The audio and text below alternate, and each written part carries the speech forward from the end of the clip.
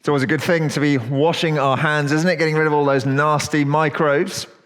What's not so good is washing our hands of something. It's a phrase that's made its way into our language straight from the Easter story. Pilate, you'll remember, was in two minds as to what he should do with Jesus. Personally, he wasn't convinced that Jesus had done anything wrong. But Mark's gospel tells us that, wanting to satisfy the crowd, Pilate released Barabbas and had Jesus flogged and handed over to be crucified. And it's at this point that Matthew's gospel adds another detail. Pilate washed his hands. He had the power, he had the responsibility, but in the end, he let the crowd decide. He washed his hands as if to say, it's not my problem. I wonder whether you can think of a situation where you have some control, but you've been avoiding doing something about it. It's not my problem. Perhaps it's climate change. Perhaps it's the vast amount of plastic waste that we're bequeathing to the next generation. Perhaps it's the breakdown in a relationship.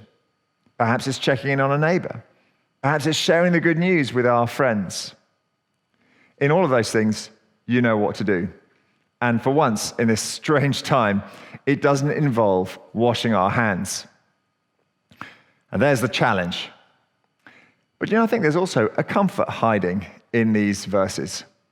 Because there, in front of the sloping-shouldered Pilate, is one who has never shied away from making a problem his own. In fact, he took on himself all the problems of the world and dealt with them. And so, looking back at those times when all of us have backed away, those times when we haven't done what we ought to have done, we know that because of Jesus, we may be forgiven. A couple of notices for today. Number one, this evening, prayer at the center on Zoom. Do join us, as ever, for this wonderful occasion, the engine room of our ministry here, to pray for all that's going on. 8 p.m. Do follow the link in this email. And secondly, don't forget to have a look at our latest Be Still resources for this Lent.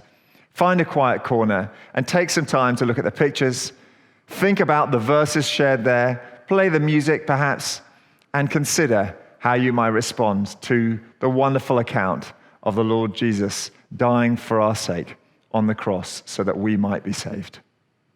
Thank you.